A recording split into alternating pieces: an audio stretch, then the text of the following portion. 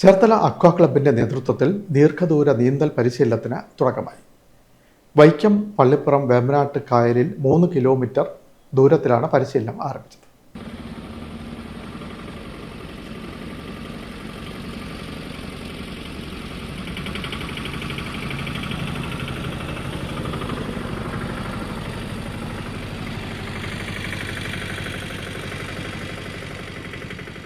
ചേർത്തല അക്വാ ക്ലബിന്റെ നേതൃത്വത്തിൽ ദീർഘദൂര നീന്തൽ പരിശീലനത്തിന് തുടക്കം. വൈക്കം പള്ളിപ്പുറം വേമ്പനാട് കായലിന് കുറുകെ 3 കിലോമീറ്റർ ദൂരമാണ് നീന്തൽ പരിശീലനം നടത്തുന്നത്.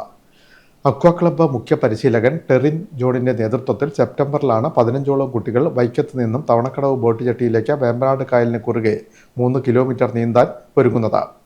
ഓഗസ്റ്റ് 15 രാവിലെ 7 ആരംഭിച്ച പരിശീലന നീന്തൽ 2 കിലോമീറ്റർ ദൂരം പിന്നിട്ട് ആദ്യ ദിനം പൂർത്തിയാക്കി.